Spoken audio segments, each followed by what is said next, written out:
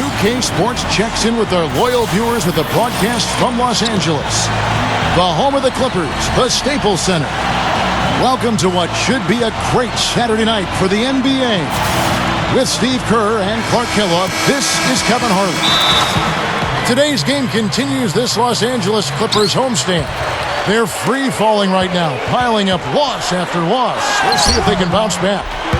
You know, they've looked a bit lost out there lately. I mean, they don't seem to be playing with a lot of purpose and focus and even drive. I mean, you can't just wait for good things to happen. You've got to make things happen. Yeah, but I think, Clark, what's happened is they've lost some confidence. And sometimes when you do that, you end up forcing plays.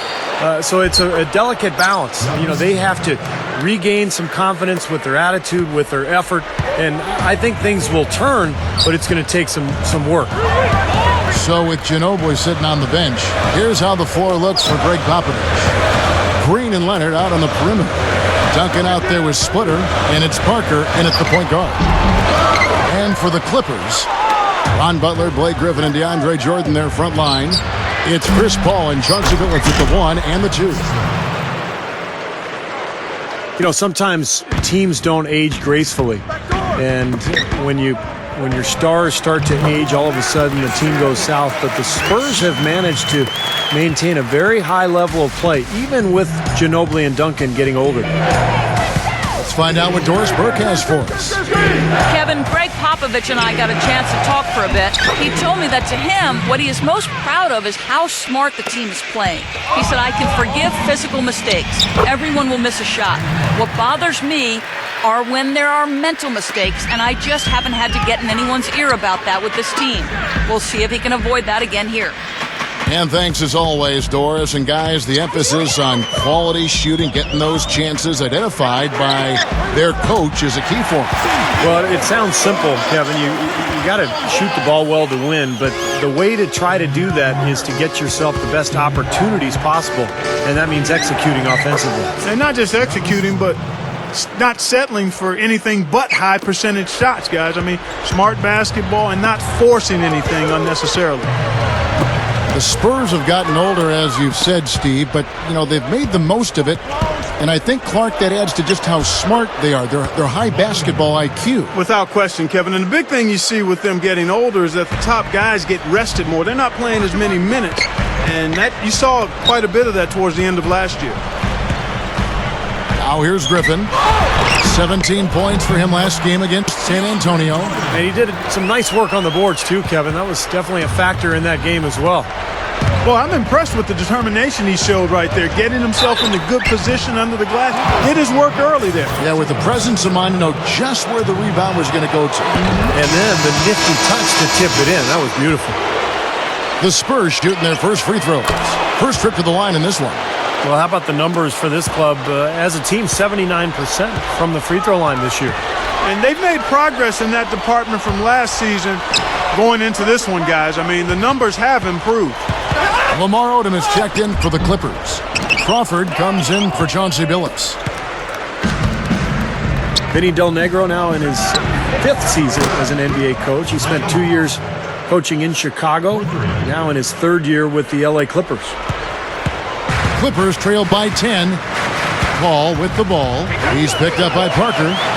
Easy shot. And Crawford with the basket on the assist by Paul. Crawford's got his first 2 points of the night. Again, the miss by Odom. Great look. Disappointing result. You know, most times he knocks that one down. Well, going back to Coach Vinny Del Negro, 14-year playing career, 12 in the NBA, played a couple years in Italy. His best NBA year, Steve, with the San Antonio Spurs. Yeah, Vinny was an excellent shooter, particularly in the mid-range. Loved to come off low screens along the baseline, curl into the lane, he'd shoot over the top of the defense. Had a good feel for the game, could run the floor a little bit. So a nice, solid player in the NBA and has turned into a good coach as well. DeAndre Jordan's checked in for the Clippers. Then for the Spurs, Tim Duncan, he's checked in for Splitter. And it's Ginobili in for Daniel Green. Parker kicks to Duncan. Griffin's there. Dishes it to Leonard. And that is good. Leonard's got 9 points. That's 4 of 5 to start this game, guys. He's rolling. This game is really going their way early. What a lead they've built up. And that's thanks to their performance offensively in large measure. I mean, they're actually scoring with ease here. Butler, he's covered by Leonard. Crawford kicks to Griffin. And there's the call on Ginobili. That's his first foul. Chauncey Billups checked in for Jamal Crawford.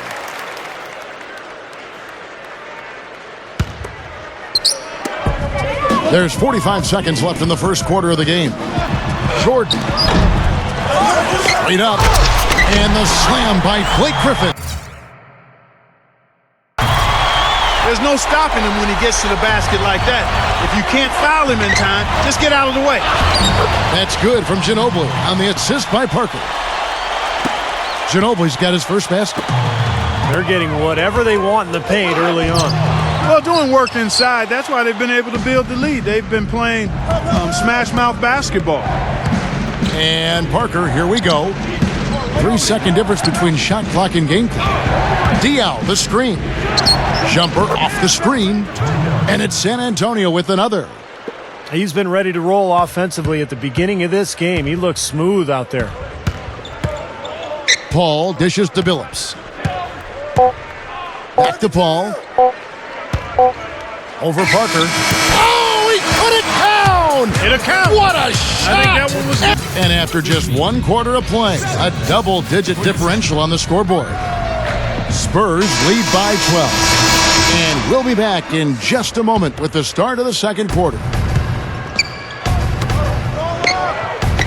And welcome back. It's been all one-sided so far through the first quarter as our second quarter gets underway. And guys, we've seen a confident-looking Spurs team out there. It was pretty impressive the way they moved the ball, made the extra pass, and found open shooters that whole quarter. Yeah, it's been a complete team effort out there. Great to watch. So with Duncan sitting on the bench, here's how the floor looks for Greg Popovich. Gary Neal is out there with Ginobili. Then it's Steven Jackson. Then it's Matt Bonner. And it's Splitter in at the 4 slot. Blake Griffin, he's checked in for Matt Barnes. And out of bounds as the Clippers gain possession. Well, you think about what Chris Paul meant to the Clippers, guys, not just on the floor, and that's pretty obvious. He's one of the best point guards in the league, if not the best. But it had more to do with the identity of the team. I think people took them seriously after that deal.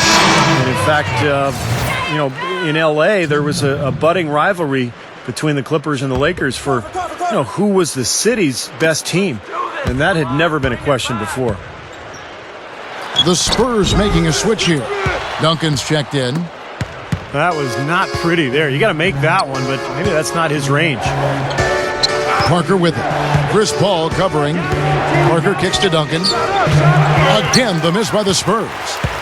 For so long, Steve, it seemed that the Clippers were always the second fiddle, but with Chris Paul ending up there and not in a Laker uniform, it just changed the whole mindset, Clark, it seems, of the franchise. And if you've had the tough breaks that the Clippers have had over the years, one big moment or big player acquisition like a Chris Paul can really move your franchise in a totally different direction. Yeah, we're now starting to see them get some high percentage shots in the paint. Yeah, that's 5 of their last 6 buckets inside the lane, so they're getting really high percentage looks down there. Well, it was the San Antonio Spurs in their last game, a loss to Golden State. Well, they were lucky it wasn't a blowout because they didn't put forth a very strong performance in that one. Yeah, they just couldn't find anything to work for them, Steve. No matter what approach they used, it was futile. Second quarter, we're a little over a minute and a half in. Paul outside. 6 to shoot. Back to Griffin. Off the screen, and in he goes for the easy 2. Griffin's got his second basket of the night. And San Antonio calls the first timeout of the game. Last time they met was in Los Angeles, where they beat the Clippers. Well, whether by design or by accident, they drew so many fouls in that game that really became an issue for their opponent as the game wore on. Splitter's checked in for Matt Bonner. That is good. And that's 10 points for Parker. One of the sweetest moves in the game, the reverse layup in traffic. Paul passes to Crawford. Paul against Parker. From downtown, the shot no good. Just to expand on what Steve was saying, they really did bring the refs into the game by initiating so much contact. Yeah, but I don't think that was a major. I think they would have won the game anyway, quite honestly, guys. But once they got a lot of opposing starters out of the game, clearly that helped their cause. Yeah, I can see that. You know, Kevin, that's just him doing his thing. I mean, that's who he is, launching himself at the basket. I mean, he thrust himself at the basket. He's an angry driver and attacker of the rim. And another quick strike for them. No question which team is running the fast break better here today. Absolutely. I mean, they've been lethal in transition, Steve. It's one of the reasons they're out in front. Paul kicks it to Odom. With a step back. The shot's good from Paul. Paul's got 9. I think he's done his part to try to keep him in this game. It's been a solid effort from him, guys. Parker dishes to Splitter. And it's good on the assist by Parker. And the Spurs lead by 18. Offensively, just hammering away in the paint. And that's 10 straight points inside, too. You know, for such a long time, the Spurs were looked to as an annual threat to win it all, especially with Tim Duncan in his prime. But the last few years, people haven't taken San Antonio seriously, but they still win consistently, night in and night out.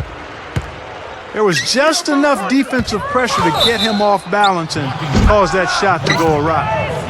Thinking about the Spurs, a lot of it just seems to be habit for them. Winning has certainly become a habit down in Texas. Yeah, they have the players to compete, but by no means do they seem overpowering to any other team. Pop is a great coach, Greg Popovich, and gets the most out of them, and that's a big part of it, Kevin. A platoon swap here for the Clippers. The Spurs also changing it up. Matt Bonner, he's checked in for Duncan. Diaw comes in for Splitter. And Kawhi Leonard subbed in for Steven Jackson.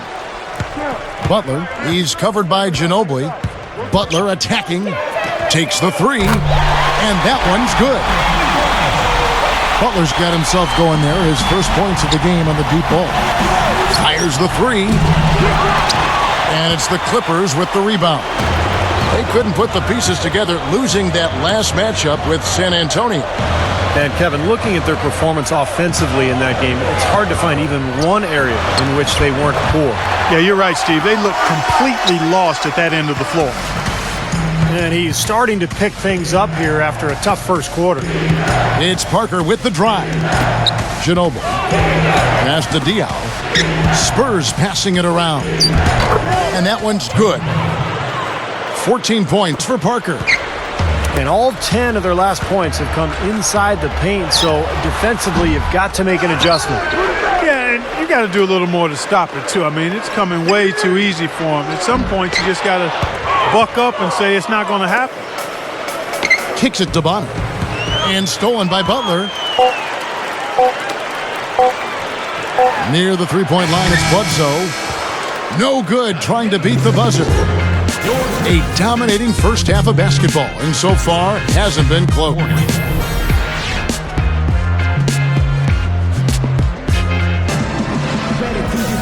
Welcome back, everyone, to the start of the second half. Big margin on our hands, but we'll see if that gap narrows down in the third and fourth quarters. It's been a clinic from Tony Parker. That's one thing to get to the rim, and it's another to finish when you get there. I mean, he's done both so far. He's done a great job of being able to complete plays at the rim, finishing drives nicely. In the front court, it's Caron Butler, Blake Griffin, and DeAndre Jordan. Chris Paul and Chauncey Billups make up the backcourt. That's Vinny Del Negro's 5 as we get into the second half. Boy, Chris Paul is such a joy to watch. A technician offensively, if you will. Always alert, ever in control. And he typically exploits whatever mistakes the defense. Oh, get it! Oh, watch out now. Tearing that roof down with that one. Yeah, and really a dunk contest dunk that time. Wow. Yeah, unreal. What a dunk. Just one make and 4 tries here to start the second half. Parker with the steal. Duncan kicks to Parker. Straight up. So the whistle blows on the shot and 2 free throws for the contact right there. You know, he's not the most flashy point guard out there, and you don't hear his name when people talk about the best point guards in the game, but I think Parker is one of the best in the business when it comes right down to it. He's able to do so many things out there for you and just had a dominant season for the Spurs a year ago. Steve, Parker's fearlessness going to the hoop is what makes him such a devastating player in crunch time. Often you'll see him go right into a bigger guy, take the contact, and still find a way to finish the play. Paul with the 3. It's rebounded by Leonard. Leonard's got his 3rd rebound tonight. Green, the pass to Duncan. And Tim Duncan gets the whistle that time.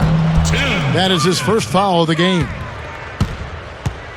And here's a look at some of the most multi-dimensional players in the NBA. Not only can they pass, they can fill it up. The highest scoring point guards this season. In the 3rd position, Tony Parker. And this is a group of guys who have that uncanny knack to simply score and deliver the offense in addition to running the offense. What a star-studded bunch of players. Yeah, I agree with you. The thing that to me makes these guys special, Steve, is that they can do so many things to enable and help their offense. Not all point guards in the league have the unique combination of skills to produce that these guys do, and they've done it on a night-in, night-out basis, and I've marveled at their consistency as well. No problems knocking that one down. 6 points for Duncan. Well, good job finding a little opening in the defense and burying the jumper. Butler dishes to Billups. Crawford outside. From the arc. And again, it's the Clippers missing. I like the defense, guys, really getting a hand up and challenging shots. Yeah, Steve, lurking on that shot, and that was a tough one.